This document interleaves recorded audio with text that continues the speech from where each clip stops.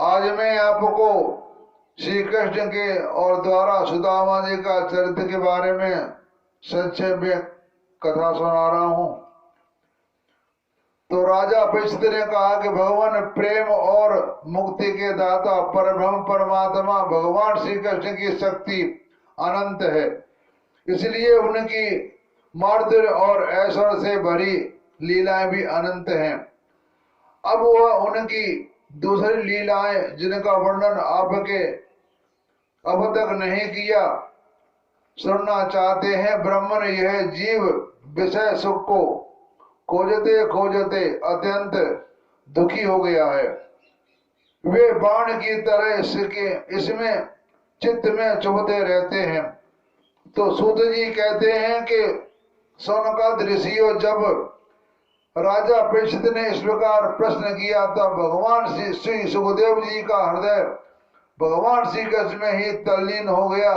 उन्होंने परीक्षित से इस प्रकार कहा, सुखदेव जी ने कहा कि परीक्षित, एक ब्राह्मण भगवान श्री कृष्ण के परम मित्र थे। वह बड़े ब्रह्मज्ञानी, विषयों से विरक्त, शांत चित्त वाले और जितेंद्रिय थे। वे ग्रस्त होने पर भी किसी प्रकार का संग्रह परग्रह न रखकर प्रारब्ध के अनुसार जो कुछ मिल जाता उसी में संतुष्ट रहते थे। उनके वर्ष तो फटे पुराने थे ही, उनकी पत्नी भी वैसे ही थे। यह अपने पति के समान भूख से दुबली हो रही थी। एक दिन दृढ़ता के प्राप्ति मूर्ति दुखी ने किसी पवित्रता भूख के मारे कांपती हुई अपने पति देव के पास गई और मुरझाए हुए मुंह से बोली, भगवान साक्षात लक्ष्मी पति भगवान श्री कृष्ण आपकी सखा हैं। वे भक्तवांच कल्पतरु शरणागत वत्सल और ब्राह्मणों के परम भक्त हैं। परम भाग्यवान आर्यपुत्र वे साधु संतों के सत्पुरुषों के एकमात्र आश्रय हैं। आप उनके पास चले जाइए। जब वे जानेंगे कि आप कुटुंबी और अन्न के बिना दुखी हो रहे हैं तो वे आपको बहुत सा धन देंगे। आजकल जो भोज भ्रष्ट और अंधकवंशी यादवों के स्वामी के रूप में द्वारका में ही निवास कर रहे हैं और इतने उदार हैं कि वे उनके चरण कमलों का स्मरण करते हैं। उन प्रेमी भक्तों के वे अपने आपात का दान कर डालते हैं। ऐसी स्थिति में जगत गुरु भगवान श्री कृष्ण अपने भक्तों को यदि धन और विषय सुख और अत्यंत वांछनीय नहीं है तो दे दें तो हमें इसमें आश्चर्य की कोई बात नहीं। इस प्रकार जब उन ब्राह्मण देवताओं ने पत्नी ने अपने पति देव से कई बार बड़ी नम्रता से प्रार्थना की तब उन्होंने सोचा कि धन की तो कोई बात नहीं है, परंतु भगवान श्री कृष्ण का दर्शन हो जाएगा, यह तो जीवन का बहुत बड़ा लाभ है। यह विचार करके उन्होंने जाने का निश्चय किया और अपने पत्नी से बोले, कल्याणी, घर में कुछ भेंट देने योग्य वस्तु भी है क्या, तो यह दे दो। तब उस ब्राह्मणी ने पास पड़ोस के ब्राह्मणों के घर से 4 मुट्ठी चिवड़े यानी चावल मांगकर एक कपड़े में बांध दिए और भगवान को भेंट देने के लिए अपने पति देव को दे दिए। इसके बाद वे ब्राह्मण देवता उन चिड़ों को लेकर, ये चिड़वे चावल के बनाए जाते हैं, लेकर द्वारका के लिए वह चल पड़े हुए मार्ग में यह सोचते जाते थे कि मुझे भगवान श्री कृष्ण के दर्शन कैसे प्राप्त होंगे। परीक्षित, द्वारका में पहुंचने पर वे ब्राह्मण देवता दूसरे ब्राह्मणों के साथ सैनिकों की 3 छावनियां और 3 डोरियां पार करके भगवत धर्म का पालन करने वाले अंधक और वृषवंशी यादवों के महलों में यादव दो वंश के होते हैं, एक अंधक और एक वृषवंशी यादव। जहां पहुंचना अत्यंत कठिन है, जहां पहुंचे उनके बीच भगवान श्री कृष्ण की 16,000 रानियों के महल में थे। उनमें से एक ने उन ब्राह्मण देवताओं ने प्रवेश किया। वो महल खूब सजा सजाया, अत्यंत शोभा युक्त था। उसमें प्रवेश करते समय उन्हें ऐसे मालूम हुआ मानो वे ब्रह्मानंद के समुद्र में डूब उतर रहे हों। उस समय भगवान श्री कृष्ण अपनी प्राण प्रिया रुक्मणी के पलंग पर विराजे हुए थे। ब्राह्मण देवता को दूर से ही देखकर वे सहसा उठ खड़े हुए और उनके पास आकर बड़े आनंद से उन्हें अपने भुजा पास में बांध लिया। तो परीक्षित परमानंद स्वरूप भगवान अपने प्यारे सखा ब्राह्मण देवताओं के अंग स्पर्श से अत्यंत आनंदित हुए। उनके कमल के समान कोमल नेत्रों में प्रेम के आंसू बरसने लगे। तो परीक्षित कुछ समय के बाद भगवान श्री कृष्ण ने उन्हें ले जाकर अपने पलंग पर बिठा दिया और स्वयं पूजा की सामग्री लाकर उनकी पूजा करने लगे। तो भगवान श्री कृष्ण सभी को पवित्र करने वाले हैं, फिर भी वे उन्होंने अपने हाथों ब्राह्मण देवता के पांव पखारकर उनका चरणोदक अपने सिर पर धारण किया और उनके शरीर में चंदन, अर्गजा, केसर आदि दिव्य गंधों का लेपन किया। फिर उन्होंने बड़े आनंद से सुगंधित धूप और दीपावली से अपने मित्र की आरती उतारी। इस प्रकार पूजा करके एक गाय देकर मधुर वचनों से भले पधारे ऐसा कहकर उनका स्वागत किया। ब्राह्मण देवता फटे पुराने वस्त्र पहने हुए थे, शरीर अत्यंत मलिन और दुर्बल था, देह की सारी नसें दिखाई पड़ती थी। स्वयं भगवती रुक्मणी जी चबर डुलाकर उनकी सेवा करने लगी। अंतःपुर की स्त्रियां यह देखकर अत्यंत विस्मित हो गईं कि पवित्र कीर्ति भगवान श्री कृष्ण अतिशय प्रेम से इस मेले कुचेले अवधूत ब्राह्मण की पूजा कर रहे हैं। वे आपस में कहने लगी, इस नंग धड़ंग निर्धन, निंदनीय और निकृष्ट भिखमंगे ने ऐसा कौन सा पुण्य किया है जिससे त्रिलोकी गुण श्री निवास श्री कृष्ण स्वयं इसका आदर सत्कार कर रहे हैं। देखो तो सही, इन्होंने अपने पलंग पर सेवा करती हुई स्वयं लक्ष्मी रूपिणी रुक्मणी जी को छोड़कर इस ब्राह्मण को अपने बड़े भाई बलराम जी के समान हृदय से लगाया है। और प्रिय परीक्षित, भगवान श्री कृष्ण और वो ब्राह्मण दोनों एक दूसरे का हाथ पकड़कर अपने पूर्व जीवन की उन आनंददायक घटनाओं का याद करके वर्णन करने लगे और जो गुरुकुल में रहते समय घटित हुई थी।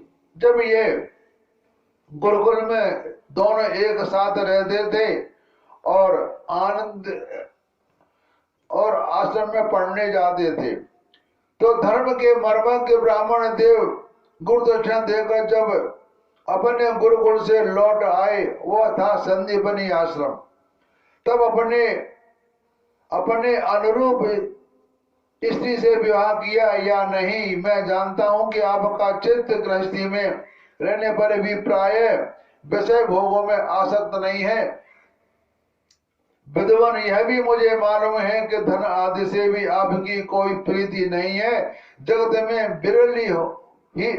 जगत में बेले लोग ऐसे होते हैं, यानी बहुत कम लोग ऐसे होते हैं जो भगवान की माया से निर्मित विषय संबंधी वासनाओं का त्याग कर देते हैं। यानी हम जो सांसारिक सुख जो हमारे हैं, हम उन्हीं को मांगते हैं। भगवान को कोई नहीं मांगने वाला, बहुत कम।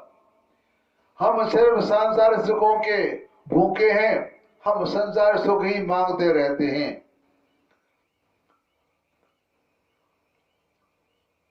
चित्त में विषय की तरकीबी वासना न रहने पर भी मेरे समान केवल लोक शिक्षा के लिए कर्म करते रहते हैं। ब्राह्मण शिरोमणि, क्या आपकी उस समय की बात याद है? ये भगवान श्री कृष्ण सुदामा जी से कह रहे हैं कि आपको उस समय की बात याद है जब हम दोनों एक साथ गुरुकुल में निवास करते थे। सचमुच गुरुकुल में द्विजातियों के अपने ज्ञातव्य वस्तु का ज्ञान होता है, जिसके द्वारा वे अज्ञान अंधकार से पार हो जाते हैं। मित्र, इस संसार में शरीर का कारण जन्मदाता पिता प्रथम गुरु है। इसके बाद उपनयन संस्कार करके सत्कर्मों की शिक्षा देने वाला दूसरा गुरु है, वह मेरे ही समान पूज्य है। इसके बाद ज्ञानोपदेश करके परमात्मा को प्राप्त कराने वाला गुरु तो मेरा स्वरूप ही है। जो गुरु परमात्मा का ज्ञान कराता है वह मेरा ही स्वरूप है। यह बात श्री कृष्ण भगवान सुदामा जी को बता रहे हैं। वर्णाश्रमियों के ये 3 गुरु होते हैं। मेरे प्यारे मित्र, गुरु के स्वरूप में स्वयं मैं हूं। इस जगत में वर्णाश्रमियों के जो लोग अपने गुरुदेव के उपदेशानुसार अनायास ही भवसागर पार कर लेते हैं, वे अपने स्वार्थ और परमार्थ के सच्चे जानकार हैं। मतलब कहने का यह है कि यहाँ भगवान ने यह कहा है कि आप जो भी गुरु बनाते हैं वह गुरु, वह स्वरूप मेरा ही है। गुरु को भगवान का ही स्वरूप जानना चाहिए।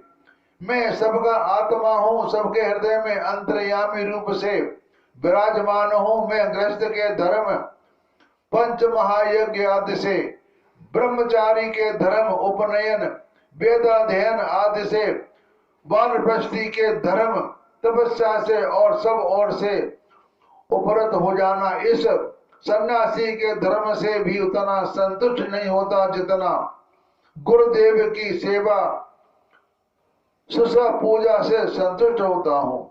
ब्राह्मण, जिस समय हम लोग गुरुकुल में निवास कर रहे थे उस समय की यह बात आपको याद है। जब हम दोनों के एक दिन हमारी गुरुपत्नी ने ईंधन लाने के लिए जंगल में भेजा था, उस समय हम लोग एक घोर जंगल में गए हुए थे और बिना ऋतु के ही बड़ा भयंकर आंधी पानी आ गया था और आकाश में बिजली कड़कने लगी थी। तब तक सूर्य अस्त हो गया, चारों ओर अंधेरा ही अंधेरा फैल गया। धरती पर इस प्रकार पानी ही पानी हो गया, कहीं गड्ढा कहीं किनारा, इसका पता ही नहीं चलता था। तो इसके बाद भगवान कृष्ण सुदामा जी से कह रहे हैं कि यह वर्षा क्या थी, एक छोटा छोटा प्रलय ही थे। आंधी के झटकों और वर्षा की बौछारों से हम लोगों को बड़ी पीड़ा हुई, दिशा का ज्ञान न रहा। हम लोग अत्यंत आतुर हो गए थे और एक दूसरे का हाथ पकड़कर जंगल में इधर उधर भटकते रहे। जब हमारे गुरुदेव संदीपनी मुनि को इस बात का पता चला, तब वे सूर्योदय होने पर अपने शिष्य हम लोगों को ढूंढते हुए जंगल में पहुंचे और उन्होंने देखा कि हम अत्यंत आतुर हो रहे हैं। वे कहने लगे, आश्चर्य है पुत्रों, तुम लोगों ने हमारे लिए अत्यंत कष्ट उठाया।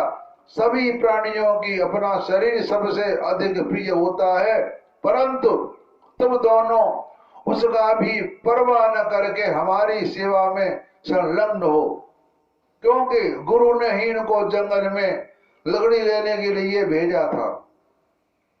तो गुरु की ऋण से मुक्त होने के लिए सत शिष्यों का इतना ही कर्तव्य है कि वे विशुद्ध भाव से अपना सब कुछ और शरीर भी गुरुदेव की सेवा में समर्पित कर दे। द्विजो शिरोमणि, मैं तुम लोगों से अत्यंत प्रसन्न हूँ। तुम्हारे सारे मनोरथ, सारी अभिलाषा पूर्ण हो और तुम लोगों ने हमसे जो वेदाध्ययन किया है वह तुम्हें सर्वदा कंठस्थ हो रहे तथा इस लोक एवं परलोक में कहीं भी निष्फल न हो। प्रिय मित्र, जिस समय हम लोग गुरुकुल में निवास कर रहे थे, हमारे जीवन में ऐसी ऐसी अनेक घटनाएं घटित हुई थी। इस समय संदेह नहीं कि गुरुदेव की कृपा से ही मनुष्य शांति का अधिकारी होता है, पूर्णतया को प्राप्त करता है।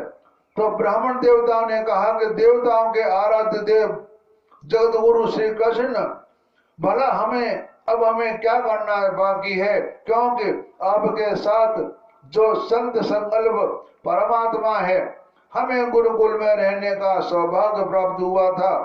प्रभु, छंदोमय वेद धर्म अर्थ काम मोक्ष चतुर्विध पुरुषार्थ के मूल स्रोत हैं और वे ही अपने शरीर, वही आप वेदाध्ययन के लिए गुरुकुल में निवास करें। यह मनुष्य लीला का अभिनय नहीं तो और क्या है। तो सुखदेव जी कहते हैं कि परीक्षित, भगवान श्री कृष्ण सबको मन की बात जानते हैं। वे ब्राह्मणों के परम भक्त, उनके कलेशों के नाश तथा संतों के एकमात्र आश्रय हैं। पूर्वोक्त प्रकार से उन ब्राह्मण देवताओं के साथ बहुत देर तक बातचीत करते रहे। अब वे अपने प्यारे सखा उन ब्राह्मण से तनिक मुस्कुराकर विनोद करते हुए बोले। उस समय भगवान श्री कृष्ण उन ब्राह्मण देवता की और प्रेम भरी दृष्टि से देख रहे थे। तो भगवान श्री कृष्ण ने कहा कि ब्राह्मण, आप अपने घर से मेरे लिए क्या उपहार लाए हो?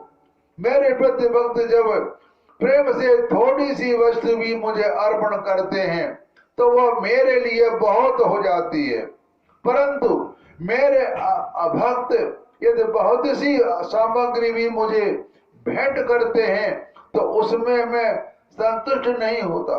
यानी कहने का मतलब है, अगर कोई मनुष्य अपने भाव से, अपने मन से जो भी भगवान को थोड़ा से थोड़ा दे दे, उससे भगवान संतुष्ट हो जाते हैं। और कोई भगवान में भक्ति नहीं रखता है, सिर्फ केवल दिखाने के लिए बहुत सा धन दान कर देता है, तो वह दान को मैं स्वीकार नहीं करता, वह मेरे लिए किसी काम की नहीं। मैं भाव का भूखा हूँ। भाव के भगवान होते हैं, बगैर भाव के भगवान नहीं माने जाते। आजकल ऐसा दिखावट बहुत है, दिखावा ज्यादा और अंदर से कुछ और। तो परीक्षित, भगवान श्री कृष्ण के ऐसा कहने पर भी उस ब्राह्मण देवता ने लज्जावश उन लक्ष्मीपति को वह 4 मुट्ठी चिवड़े नहीं दिए। उन्होंने संकोच में अपना मुंह नीचा कर लिया। परीक्षित, भगवान श्री कृष्ण समस्त प्राणियों के हृदय का एक एक संकल्प और उनका अभाव भी जानते हैं। उन्होंने ब्राह्मण के अनेका कारण, अनेक उनके हृदय की बात जान ली। अब वे विचार करने लगे कि एक तो मेरा प्यारा सखा है, दूसरे इसने पहले कभी लक्ष्मी की कामना से मेरा भजन नहीं किया। सुदामा ने जो भी भजन किया वह कभी भी लक्ष्मी की कामना से भजन नहीं किया, सिर्फ भगवान से मिलने का भजन किया। इसलिए उनको आज भगवान के दर्शन हो रहे हैं। भगवान के दर्शन अहो भाग्य होता है।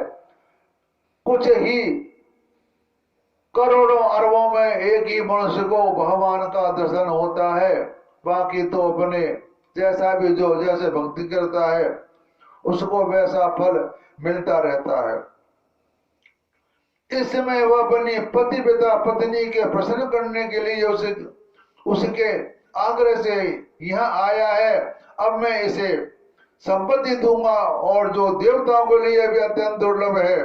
भगवान श्री कृष्ण ने ऐसा विचार करके उनके वस्त्र में चतड़े की एक पोटली में बंधा हुआ चिवड़ा, यह क्या है ऐसा कहकर स्वयं ही छीन लिया और बड़े आदर से कहने लगे, प्यारे मित्र, यह तो तुम मेरे लिए अत्यंत प्रिय भेंट ले आए हो। यह चिड़िया न केवल मुझे बल्कि सारे संसार को तप्त करने के लिए पर्याप्त है। ऐसा कहकर वे उसमें एक मुट्ठी चिवड़ा खा गए और दूसरी मुट्ठी ज्यों ही भरी त्यों ही रुक्मणी ने रूप में स्वयं भगवती लक्ष्मी ने भगवान श्री कृष्ण का हाथ पकड़ लिया, क्योंकि वे तो एकमात्र भगवान के परायण हैं, उन्हें छोड़कर और कहीं जा नहीं सकते। रुक्मिणी ने कहा, विश्वात्मन, बस मनुष्य को इस लोक में तथा मरने के बाद परलोक में भी समस्त संपत्तियों की समृद्धि प्राप्त करने के लिए ये एक मुट्ठी चिवड़ा ही बहुत है, क्योंकि आपके लिए इतना ही प्रसन्नता का हेतु बन जाता है। तो परीक्षित ब्राह्मण देवता उस रात को भगवान श्री कृष्ण के महल में ही रहे। उन्होंने बड़े आराम से वहां खाया पिया और अनुभव किया, मानो वे वैकुंठ में ही पहुंच गया हो। तो परीक्षित श्री कृष्ण से ब्राह्मण को प्रत्यक्ष रूप में कुछ भी न मिला, फिर भी उन्होंने उनसे कुछ मांगा नहीं। वे अपने चित्त की करतूत पर कुछ लज्जित से होकर भगवान श्री कृष्ण के दर्शन जनित आनंद में डूबते उतराते अपने घर को और चल पड़े। भगवान सबकी मन की बात जानते हैं।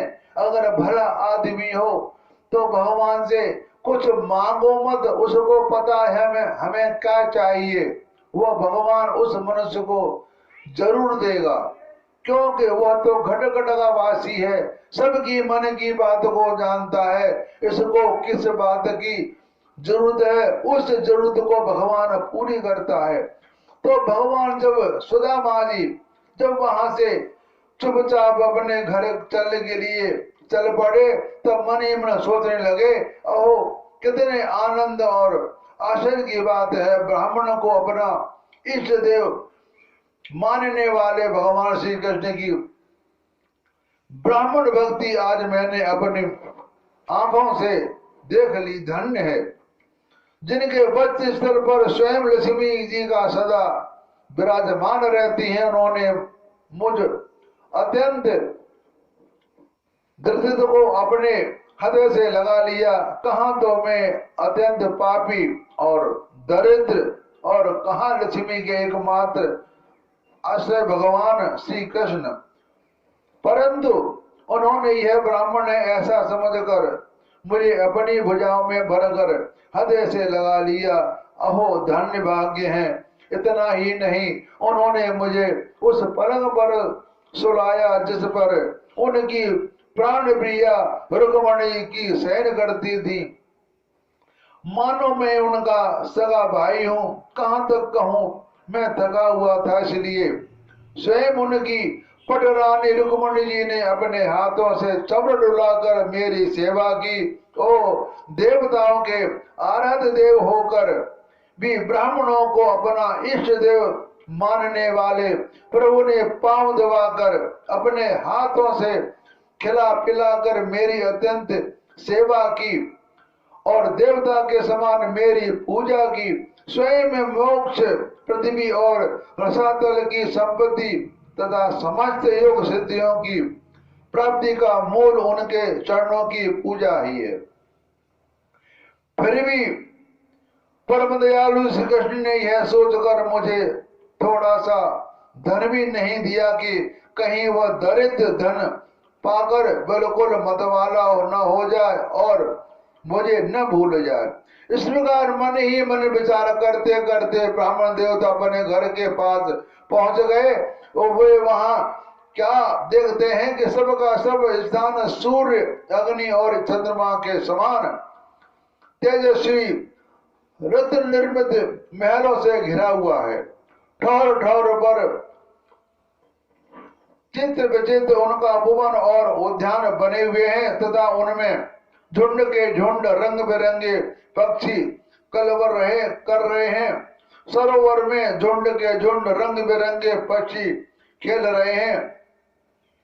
सरोवर में कुमुदिनी तथा श्वेत नील और सौगंधिक भांति भांति के कमल खिले हुए हैं। सुंदर सुंदर स्त्री पुरुष बन ठन कर इधर उधर विचर रहे हैं। उस स्थान को देखकर ब्राह्मण देवता सोचने लगे, मैं ये क्या देख रहा हूं, यह किसका स्थान है, किसका घर है? यदि यह वही स्थान है जहां मैं रहता था तो यह ऐसा कैसे हो गया?